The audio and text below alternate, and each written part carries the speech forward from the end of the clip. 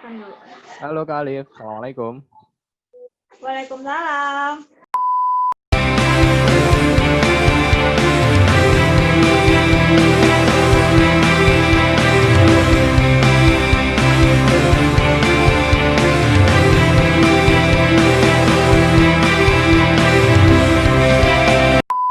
Halo Kak Alif, Assalamualaikum. Waalaikumsalam. Kak Alif, gimana kabarnya Kak Alif? Sehat? Sehat, alhamdulillah. Kayaknya itu galon epic juga Kak Alif. Cocok tuh, Ajib. Iya bener ya. Cantik banget di situ kan? Iya. Kak Alif, Oke. saya mau nanya-nanya terkait sama Kak Alif sih, kan bentar lagi kita hari tani. Boleh. Bentar lagi sih, tanggal 24 kan hari tani. Nah, Kak Alif ini kan penelitiannya terkait buah lokal ya. Yuhu. Jadi kita mau ngobrol-ngobrol terkait buah lokal aja sih. Pertama, saya mau nanya sama Kak Alif, sebenarnya perkembangan buah lokal kita itu kayak gimana sih? Kan katanya buah impor tuh lebih ajib daripada buah lokal gitu ya. Bener nggak sih? Sekarang aku nanya dulu ke Iwan ya balik ya. Iwan lebih senang. Kenapa saya yang ditanya? Loh, aku nanya. Ini proses aja. Senang milih jeruk Garut apa jeruk Mandarin? Saya yang lokal, jeruk Garut. Murah. Yo, jeruk Mandarin tuh kalau lagi musim murah banget tahu, lebih murah daripada jeruk lokal. Ya, tapi di mindset saya itu jeruk Mandarin itu mahal, makanya saya nggak pernah beli. Jarang pernah sih, tapi jarang banget. Wan kok putus-putus. Loh, lagi-lagi itu nggak bisa sampai 10.000 cuma sekilo. Oh iya, wah ini sasaran baru ini kalau Kak Alif udah ngasih tahu, saya bakal beli jeruk Mandarin terus kalau kayak gini. Nah kan, tapi tahu nggak bedanya rasanya jeruk impor sama jeruk lokal? Kalau saya lebih suka yang lokal, agak ada asam-asamnya gitu kan. Kalau yang impor tuh benar-benar kayak nggak ada asam-asamnya sama sekali, kayak makan gula.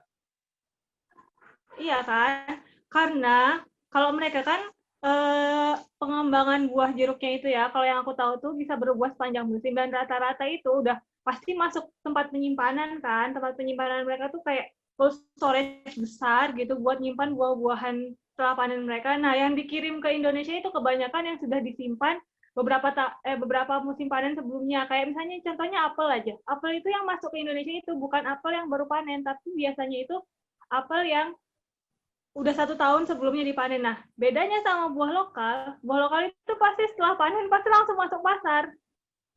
Gitu. Jangan dulu, jadi berarti rasanya itu pasti beda.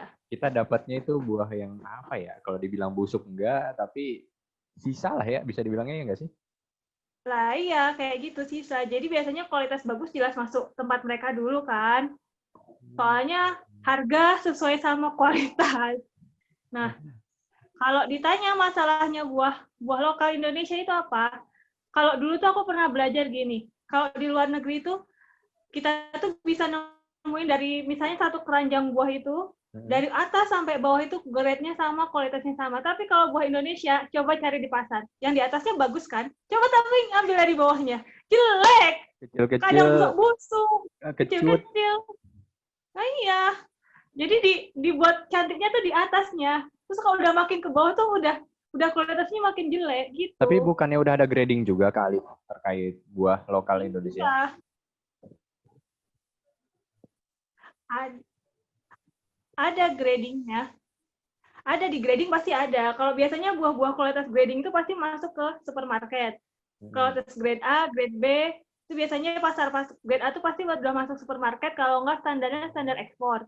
Nah, yang masuk di pasaran itu kebanyakan itu grade-grade yang grade bawah, grade C. Nah, sebenarnya kalau dulu katanya dosenku tuh katanya, Prof. Rudi, aku inget banget pas pelajaran Dashorti itu waktu S1 tuh bilang, kalau misalnya di Thailand, mereka tuh di pasar loh ya, kualitasnya tuh.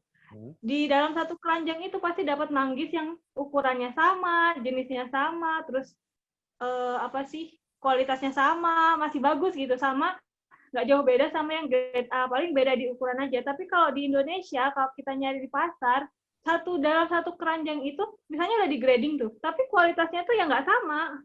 Di bawah tuh biasanya yang diumpetin yang jelek-jeleknya. Nah, jeleknya tuh di situ. Kira-kira kenapa bisa kayak gitu, Kak Alif? Kok aneh gitu ya? Apa ada Itu masalah tuh, di tingkat petaninya atau gimana ini sebenarnya? nah bisa jadi dari situ biasanya kan segi budidayanya karena kebanyakan Indonesia itu nggak punya lahan pertanian yang buat khusus budidaya buah itu yang luas kayak standar orchard. Standar orchard tuh biasanya minimal 5 hektar. Hmm. Nah, kalau di Indonesia itu kebanyakan petani buahnya itu punya lahan kecil-kecil, terus bibitnya nggak seragam. Jadi mereka tuh bisa pakai bibit varietas A, varietas B, varietas C dalam satu luasan lahan. Atau satu petani misalnya varietas A semua, yang petani B yang varietas B semua. Nah, indukan varietasnya itu nggak jelas. Jadi masalah pertamanya itu dari pembibitan buahnya dulu. Jadi di Indonesia itu masih belum punya standar good agricultural practice di bidang pembibitan tanaman buah khususnya. Jadi kebanyakan itu kalau bibit-bibit yang baik itu karena mau ujungnya biar ujungnya bagus itu pertama harus dimulai dari bibitnya dulu. Iya, iya benar. Pasti sih. Jadi kalau bibitnya jelek, ya nggak bisa ngasilin hal yang bagus kan. Dan kalau bibitnya nggak seragam, nanti pas hasil udah berbuahnya juga nggak akan seragam. Karena kalau beli bibit itu kayak beli kucing dalam karung. Kita kan nggak tahu ya nanti setelah panennya itu apa. Kalau penjualnya tuh nggak jujur. Misalnya dapat ini dari indukan apa, kan kebanyakan rata-rata bibit yang kita pakai itu bibit-bibit vegetatif ya, perbanyakan vegetatif kan. Jadi dari hasil stek, mangkok, atau dari sambung. Nah, jarang yang atau dari kuljar. Kalau dari kuljar mungkin bisa diketahui ya apa sih kemurniannya. Tapi kalau misalnya dari bibit-bibit yang dari petani ini tuh belum bisa kita pastikan karena nggak ada sertifikasinya. Dan ini penting banget loh sertifikasi di pembibitan tanaman buah ini. Yang aku belajar juga di kampus, karena ini yang bakal mempengaruhi kualitas nantinya buahnya. Karena beli bibit buah sekarang, taunya dia kualitasnya bagus atau enggak itu 5 tahun minimal ya, 2 tahun 3 tahun ke depan itu baru ketahuan. Waktu dia udah berbuah ya? Iya, kalau misalnya masih tanaman bibit kan kelihatannya seragam tuh. Ternyata tapi sebenarnya enggak, genetiknya tuh udah beda-beda. Karena kita nggak punya sumber induk yang jelas buat jadi batang atasnya atau entresnya itu. Kurangnya di situ sih, dari awalnya itu dari pembibitannya. Terus sistem manajemen budidaya di petaninya juga, misalnya nggak ada apa sih yang kayak standarisasinya, kayak apa namanya tuh pertanian presisinya di pembibitan buah lokal tuh. Kayak misalnya kita nanam nih, misalnya standarnya kan karena kita nggak punya standar orchard yang besar kan, jadi pasti kan tiap petani itu beda-beda kan. Rata-rata kan cuma punya kebun kecil-kecil. Mereka bisa beli kebutuhannya pupuk berapa, ya itu yang dikasihin. Terus nggak terkontrol kan berarti. Terus nanti ketika misalnya perawatan tanamannya ada yang di pruning, ada yang nggak di pruning, ada yang mereka nanti pas lagi berbuah ada yang dijarangin, ada yang nggak dijarangin, ada yang misalnya ketika pengendalian hamanya gimana kan beda-beda ya, karena nggak ada standar bakunya, karena mereka bukan standar dari kayak dibuat perusahaan gitu loh. Jadi kebanyakan kan petani lokal kecil-kecil paling cuma punya luas lahan ya luas lahan paling 100 meter atau 200 meter kan kecil ya. Iya, kecil sih. Kalau misalnya kayak yang udah established kan yang di Indonesia itu kayak Great Giant Pineapple tuh yang di Lampung itu. Mereka kan memang standarnya standar apa sih? Udah standar perusahaan ya, ada GAP-nya, udah terkontrol semuanya. Terus di mangga juga ada mangga, nama perusahaannya itu apa aku lupa ya. Dia udah punya standar tersendiri buat manggahnya itu, jadi bisa sampai diekspor kayak gitu. Berarti kalau buah-buah yang grade bagus itu kalau nggak masuk ke kalau di supermarket pasti ke ekspor ya? Iya, standarnya standar ekspor. Nah, mau ekspor aja itu juga nggak mudah loh. Biasanya tuh persyaratannya tuh banyak. Kayak ada fitosanitarinya, terus ada kayak GAP-nya kayak apa, terus apalagi ya biasanya tuh. Kayak standar-standarnya tuh banyak yang harus dipenuhi baru kita bisa ekspor. Nah, sedihnya itu petani-petani kecil itu nggak bisa menuhin standar-standar ini karena mereka kan nggak ada satu wadah yang khusus gitu ya yang bisa membantu mereka tuh buat bisa tanaman mereka tuh diekspor karena kan ada syarat-syarat khususnya itu. Jadi kebanyakan yang bisa ngeekspor itu adalah adalah tempat perkebunan yang udah punya standar sendiri kayak gitu. Ada terkait masalah luas lahan nggak sih Kak Alif kalau misalkan kita mau jadi pengekspor gitu, petani-petani kayak gitu? Minimalnya gitu berapa gitu? Luas lahan itu aku juga kurang paham sih kalau ketergantungan luas lahan itu, tapi kebanyakan eksportir buah itu memang harus tahu ininya apa sih, dari mana asal buahnya, terus eh, apa sih tadi yang aku bilang tuh fitosanitarinya harus tahu juga. Nah itu yang standar-standar yang harus mereka lengkapi itu. Biasanya kalau mereka nggak punya lahan sendiri ekspor itu biasanya mereka ngebina petani-petani kecil gitu buat diambil apa sih nanti buahnya terus nanti diambil mereka terus dimasukin ke ekspor gitu. Kebanyakan juga kayak gitu kerja sama petani tapi nggak semuanya. Oke. Nah, berarti kalau kayak gitu, banyakan buah lokal itu ya jualnya di Indonesia juga kan gitu kan ya? Karena masalahnya itu kita ini buah klimaterik ya yang kebanyakan ada di Indonesia itu, Apaan dan tuh? rata-rata kebanyakan buah klimaterik itu dia nggak tahan sama chilling injury atau nanti kerusakan pasca panennya ketika dimasukin ke suhu rendah. Oh. Rata-rata bisa ada bercak coklatnya timbul, terus dan itu tuh kita harus tahu. Jadi masa panennya tuh harus pas gitu. Jadi kita bisa pas nanti buat penyimpanannya itu bisa tahan berapa lama kayak gitu. Kalau kalau buah-buah non klimateri kan enak ya. Dia bisa dikontrol. Terus kebanyakan tuh buah-buah Indonesia kan kalau buah-buah lokal tuh bulky ya, terus apa sih? Lebih banyak airnya ya dibandingin Iya, buah-buah luar. itu jadi masalah Itu juga sih. ya ternyata. Berarti perlu teknologi khusus juga ya dalam pengemasan juga gitu.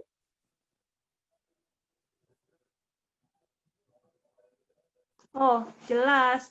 Kalau kalau biasa kalau di AGH sendiri sih ngembanginnya itu di heat unit. Jadi ditahu di masa panennya.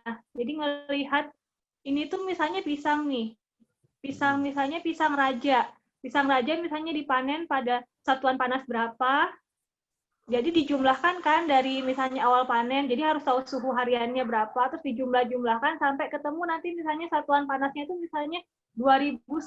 Berarti ketika 2100 itu dia itu harus sudah dipanen. Jadi nanti masa penyimpanan life life save-nya itu lebih lama. Repot Gitu juga ya. daripada iya, karena ada itunya. Lumayan sih. Buah lokal ini tricky banget buah lokal ini. Padahal jenis-jenis buah lokal tuh banyak banget. Aku tanya deh, Iwan kan dari Aceh ya. Buah lokal apa yang pernah dimakan dari Aceh? Aduh, buah lokal apa ya? Ada kalau di saya tuh Apa ada coba? jeruk ya, jeruk. Bukan jangan. Ada Oh, jeruk. Cuma saya nggak begitu, saya lupa nama jeruknya apa. Itu beda sama jeruk-jeruk yang saya temuin di Jawa Barat ya. Kulitnya agak kasar, agak keras gitu, ukurannya oh, gede. Pokoknya enak lah kalau rasanya gitu. Beda, saya nggak nemu di Jawa Barat ya itu. Apa ya, saya lupa nah kan? namanya. Nggak tahu, Nah, mungkin itu biasanya pergaulan saya kalau kurang luas ya mungkin ya. disimpan berapa lama?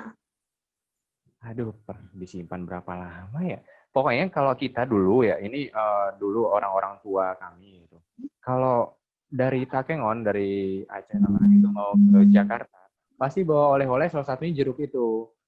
Nah, Ya kan? masalahnya kan kalau dulu kan kita masih naik bus ya, atau kalau udah naik pesawat juga masih butuh waktu sehari 2 hari buat nyampe dari sana ke sini kan.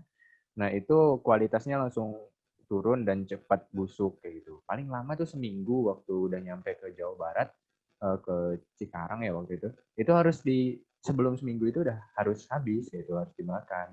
Kalau enggak dia langsung rusak. Soalnya kita juga nggak ngerti gimana cara penyimpanannya kan. Nah iya. Jadi nyimpen-nyimpen buah itu tanaman buah itu beda-beda loh antara jenis tanaman, jenis buah-buahnya itu.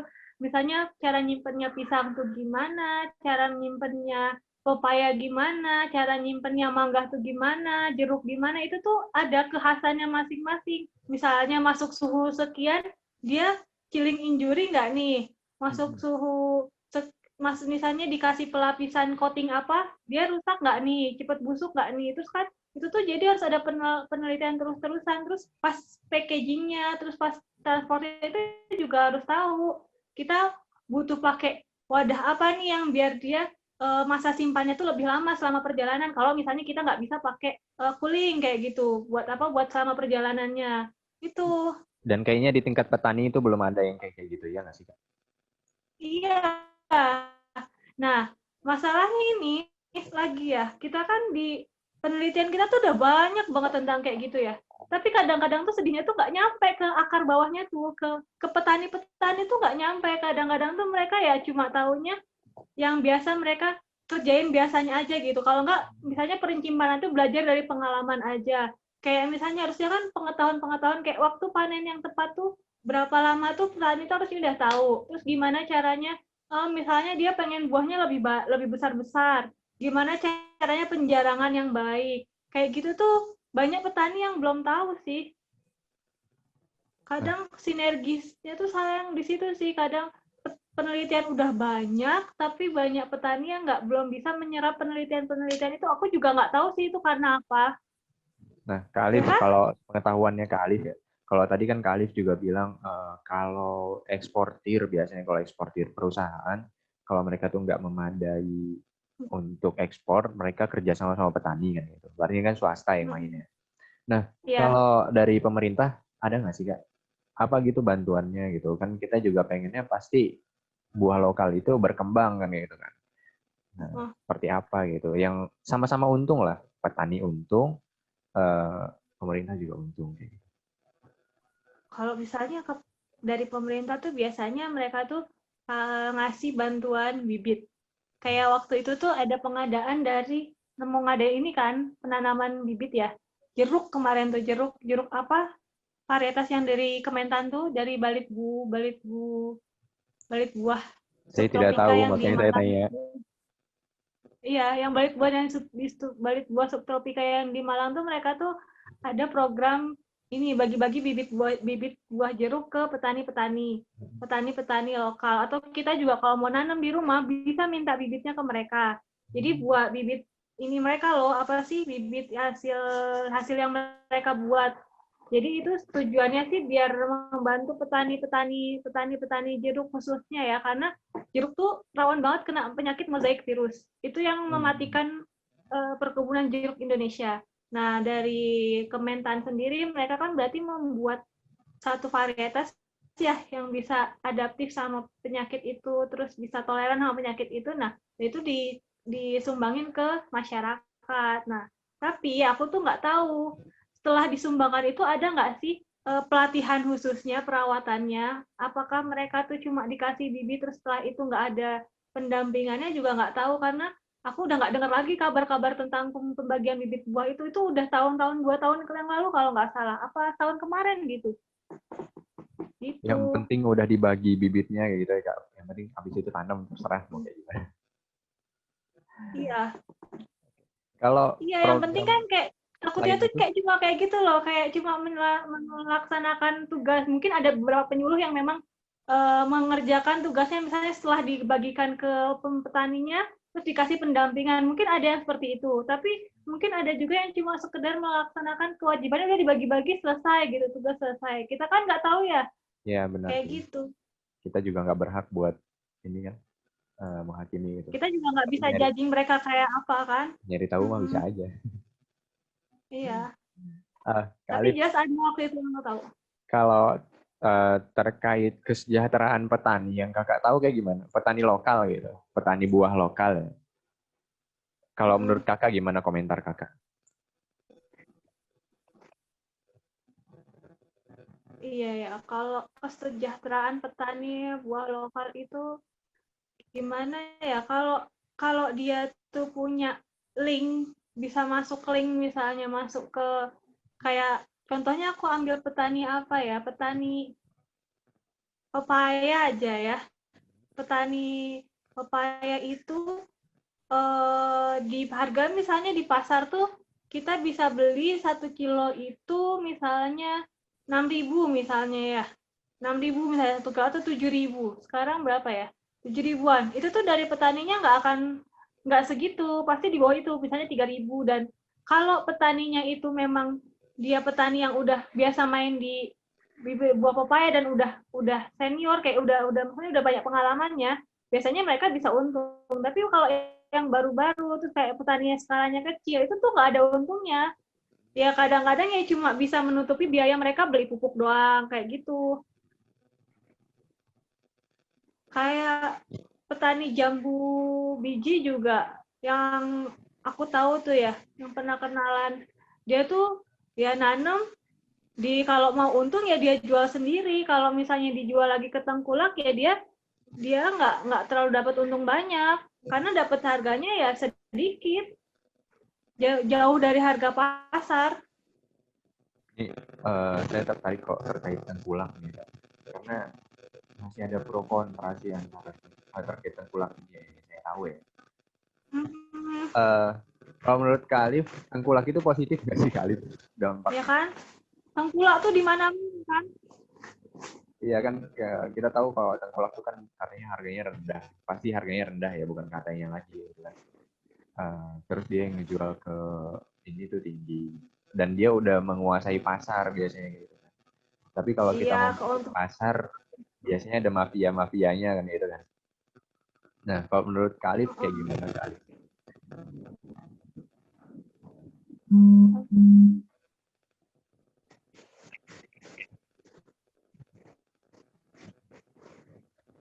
Apa Wan? Halo Kak Alif. Suaranya putus. Oh iya, kayaknya jaringannya soalnya lagi ada petir juga ini di lagi hujan. Nah, terkait ini Kak Alif, tengkulak. Oh iya.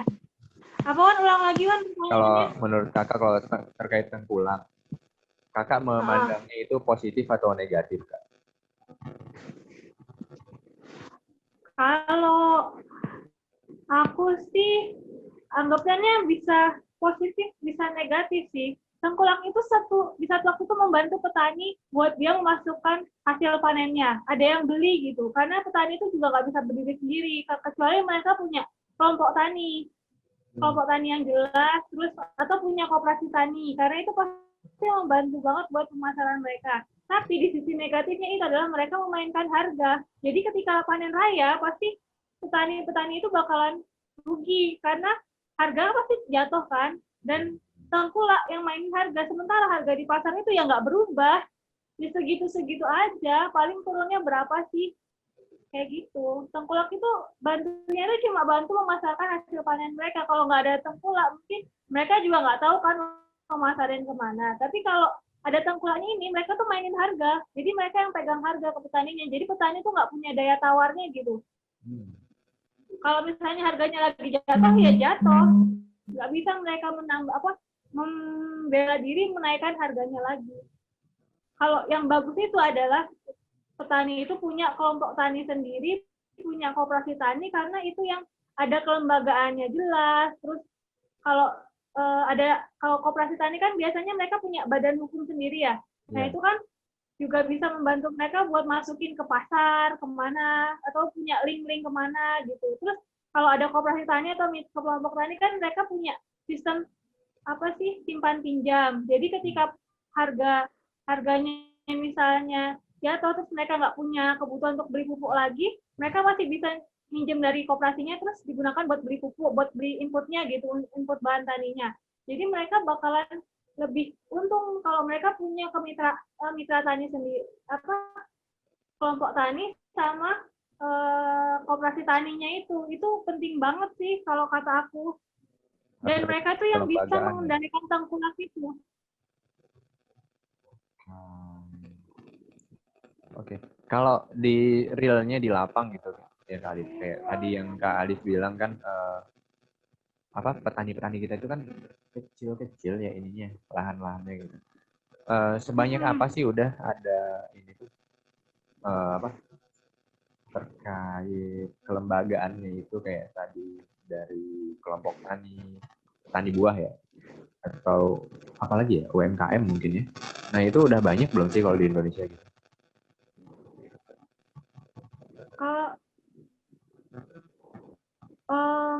Beberapa sih kayak kayak punya kelompok tani tersendiri.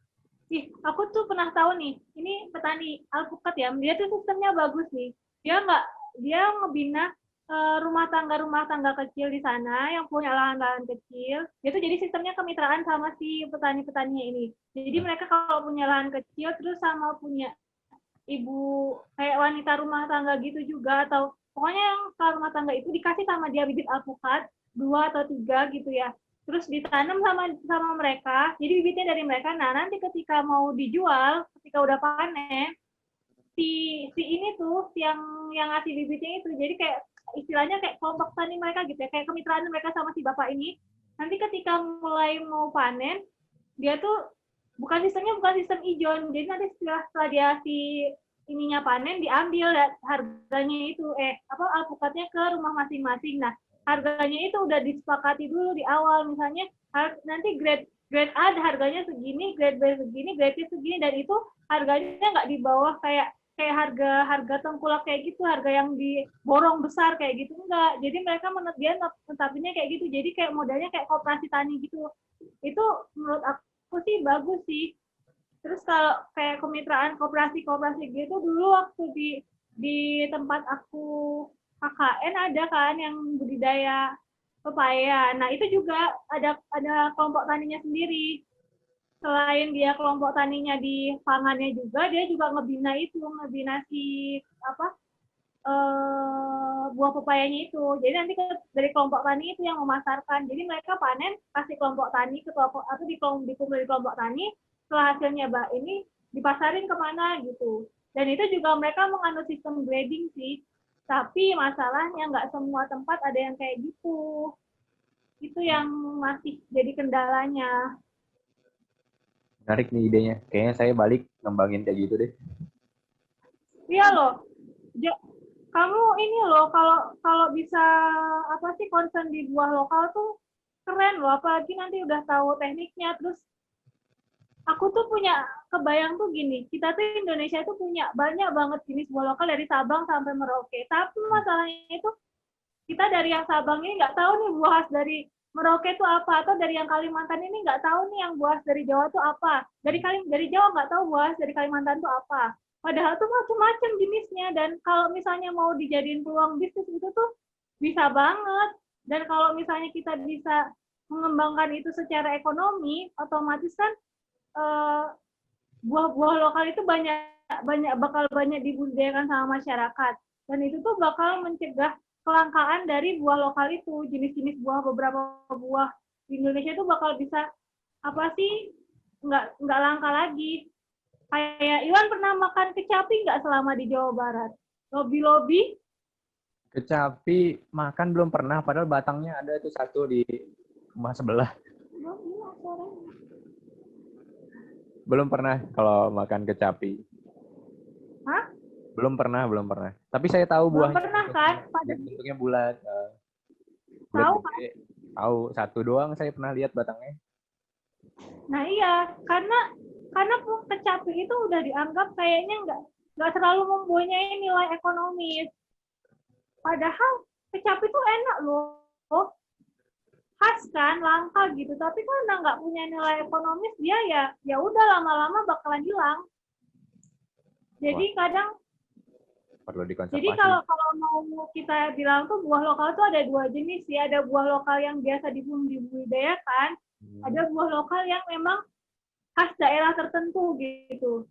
Nah, yang khas daerah ini kadang-kadang tuh jarang banyak yang tahu, karena biasanya rasa-rasanya itu bukan rasa yang biasa kita gampang terima gitu. Kadang rasanya terlalu asam, atau rasanya bisa terlalu sepet, atau benyek, lembek-lembek gitu. Dan orang kan nggak tahu banyak yang suka itu. Atau jenis-jenis rambutan aja. Sekarang kan yang terkenal rambutan jenis Aceh atau rapiah yang ngelotok, yang manis gitu kan. Padahal tuh dulu tuh kan udah banyak banget jenis rambutan. Kayak jenis rambutan yang yang nempel-nempel. Terus di Kalimantan tuh ada kayak siwau, ada rambutan yang kecil-kecil. Terus ada rambutan yang kayak modelnya mirip leci gitu, ada. Terus ada yang kecil-kecil, yang kayak kecil.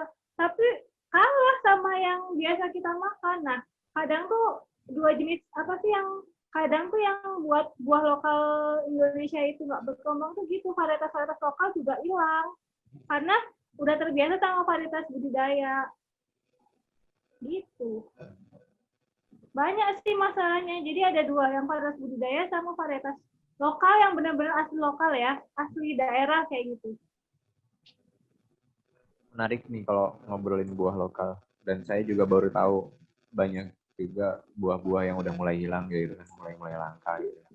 Kendala lain tuh Indonesia, buah lokal Indonesia itu kita ini buah tropis kan ya, buahnya tuh selalu ada musimnya, jadi nggak setiap musim ada.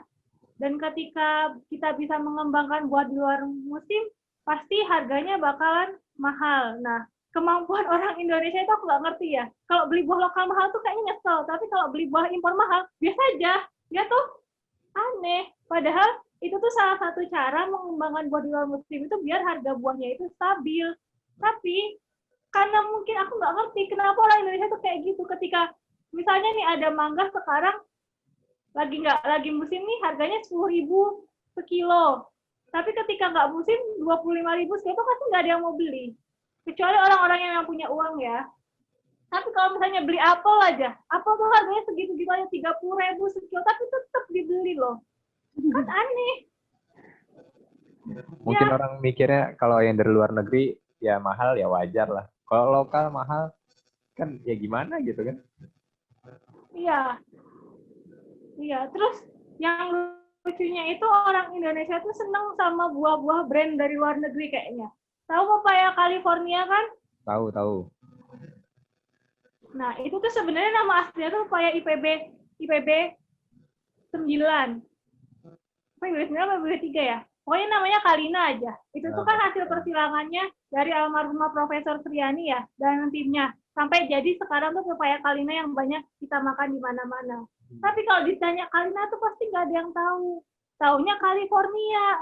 Kalau dibilang ini pepaya Kalina, nggak ada yang mau beli. Maunya belinya pepaya California. Aku kayak heran. Padahal itu namanya ya pepaya Kalina. Cuma masalah branding. Cuma kalah branding nama doang loh. Lucu kan ya? Ini pembeli kurang nasionalis sih. Oh, yang lucu lagi tuh aku beli pisang kan. Aku tuh udah bilang, Pak ini kepok ya? Bukan, ini pisang California. Enak loh, enak. Kepok Pak, California, kepok. California. Ah, ya udahlah terserah bapaknya, yang penting ini kepok aku beli. Udah, kata aku. Emang kalau dia bilang California bakal lebih banyak yang beli ya. Orang aku tahu-tahu itu kepok kok dibilang California. Dari mananya coba? Kepok kuning itu tuh aku tahu. Emang orang Indonesia nggak ngerti kenapa branding luar tuh lebih menarik buat mereka. Ya kan? Iya sih benar Kak, benar. Yang dari luar itu lebih menarik memang apapun kayak gitu. Gak tahu sih memang mungkin kurang nasionalis ya. Tapi masalah makan aja kan nasionalis. Nah, Alif, kalau menurut Kak Alif ya itu kan, kalau gitu kan kita udah tahu nih masalah apa ya, pengembangan buah lokal gitu kan, terus pemasarannya kayak gimana, terkait brandingnya juga gitu. Kalau dari Kak Alif sendiri solusinya kira-kira apa sih bagusnya Kak Alif? Kan Kak Alif peneliti buah lokal gitu kan. Dari S1 juga udah belajar di AGH gitu kan, di Agronomi dan Hortikultura. S2-nya juga di AGH lagi. Pasti udah banyak lah ngobrol terkait ini gitu. Saya penasaran sih sebenarnya kayak gimana sih bagusnya gitu. Kalau solusinya dari aku, pertama kita perbaiki dulu sistem pembibitan kita.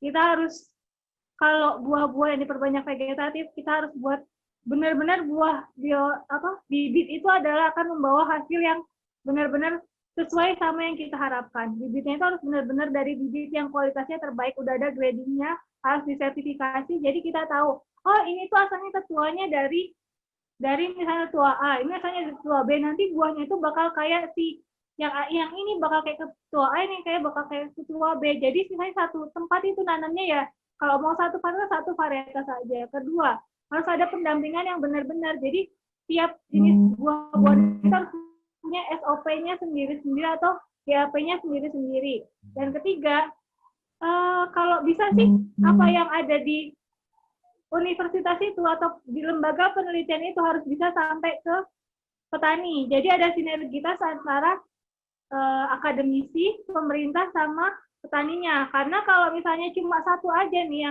yang misalnya gerak, peneliti ya cuma bisa gerak di penelitiannya aja.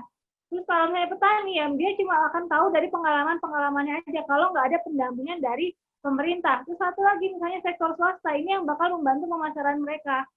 Gitu. Jadi emang harus ada kalau soal sinergitas dari semua pihak sih, nggak bisa satu-satu yang gerak-geraknya. Terus misalnya anak-anak bangsa misalnya punya aplikasi, ya udah ajarin petani buat pakai aplikasi biar kita tuh bisa lebih bergerak satu langkah lebih maju gitu. Apalagi sekarang kan udah lagi digembor-gemborin 4.0 ya. Mana tahu petani 4.0 kalau nggak ada yang ngasih tahu. Marahin aja kan? Kali, marahin udah. Iya, gitu. Kasihan loh petani itu. Kalau katanya mau buat petani maju, petani sejahtera, anak muda tertarik sama pertanian, tapi apa ya? Nggak ada yang buat mereka bakal tertarik kalau misalnya nggak ada perubahan. Kayak misalnya sistemnya ya, taunya pertanian cuma kotor-kotoran aja, tanpa taunya kalau misalnya gagal panen ya ruginya besar. Kalau misalnya, pokoknya kehidupannya tuh kayak nggak pasti aja. Apalagi kita tergantung sama alam.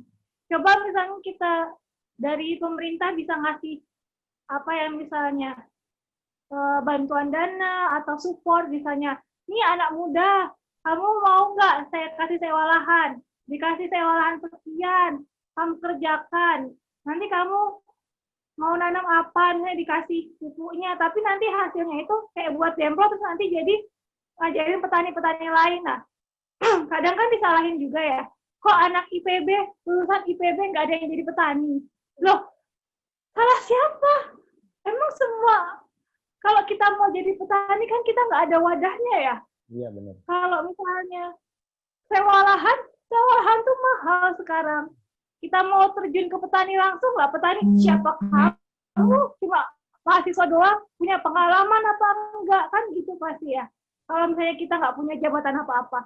Jadi ya serba salah, jadi jangan salahin orangnya kalau misalnya dia nggak bisa jadi, kita nggak bisa masuk di dunia pertanian gitu, karena wadahnya nggak ada, ya kan? Iya, benar sih Kak. Benar banget.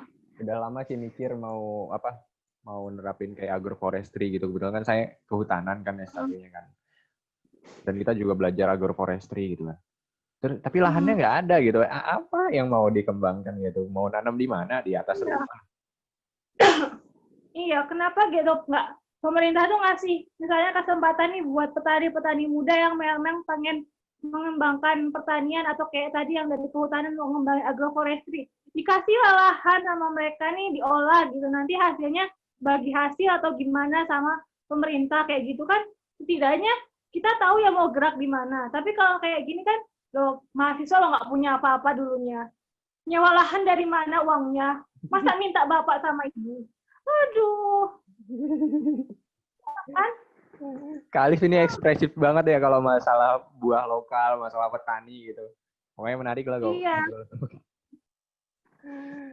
Kak Alif, karena ini ya, Zoom kita ini waktunya pendek kayak gitu kan. Malum. Oke. Bukan pro, tapi gitu kan. Ada amanah nggak sih Kak Alif? Bukan amanah ya, pesan-pesan gitu buat para anak-anak muda ini. Atau yang lain lah buat petani, buat pemerintah, ya terserah Kak Alif lah, kan kita di sini berceloteh aja gitu kan. Apa gitu pesannya? Kalau pesanku ke pemerintah, Pak, kalau mau banyak petani muda, kasihlah kemudahan buat sewa lahan yang bisa digunakan buat pertanian. Mau itu sistemnya gimana ya, terserah mereka, misalnya mau dikasih sistem bagi hasil atau apa, karena sayang ilmu pertanian yang kita dapat kalau misalnya nggak ada wadah buat menyalurkannya. Karena kalau kita mau bantuin petani, mau misalnya dilihat petani ini kerjanya apa, kita harus punya bukti dulu dong, aplikasi sebelumnya. Kalau kita memang mau ngasih penyuluhan ke petani. Nggak, soalnya ilmu kita ini, kita kebanyakan teori, bukan praktek. Benar. Jadi kalau kita ketika ketemu petani, kita yang justru belajar dari mereka, bukan kita yang bisa ngajarin, maksudnya bukan kita bisa menyampaikan ilmu ke mereka bisa, tapi kita itu bakal lebih banyak pelajaran dari mereka karena kita jarang prakteknya. Ya benar, saya pengalaman dulu waktu KKN malah diajarin sama petani. Oh iya, waktu aku kerja juga gitu kok, banyak banget dapat ininya dari petaninya, insight dari petani daripada terus aku jadi bilang, oh iya ya kayak gitu. Kok aku waktu kuliah belajar praktek doang, di lapang itu kayak gitu ya. Oh iya ya, cara mengendalikan hama tuh kayak gini ya, kayak gitu. Kayak kita memang kalau kita praktek di lapang tuh beda sama yang ketika kita kuliah. Siap. Ya kan? Sepakat Pak Khalif. Setuju banget. Ya udah, Kak Alif, makasih banyak ini waktunya. Kapan-kapan kita ngobrol lagi ya terkait buah lokal atau terkait pertanian Indonesia lah. Kak Alif, saya rasa udah ekspor lah, lumayan ekspor kayak gitu kan. Dan bakal jadi ekspor, salah satu ekspor juga nanti di Indonesia. Amin gitu ya, amin gitu kan. Amin lah ya. Semoga nanti juga bermanfaat. Amin. Di lain kesempatan kita ngobrol-ngobrol lagi Kak Alif. Kak Alif, siap-siap aja pokoknya waktu saya chat. Kak Alif, mau ngobrol. Nanti kita sharing-sharing lagi. Oke. Iya. Makasih banyak Kak Alif. Oke. Karena udah malam ya. Nanti mudah-mudahan apa yang kita obrolin bisa menginspirasi orang-orang di luar sana. Amin. Hey, kita tutup dengan apa ya? Gak ada. Udah, kita tutup aja langsung. Oke, makasih Kak Alif. Assalamualaikum warahmatullahi wabarakatuh. Waalaikumsalam.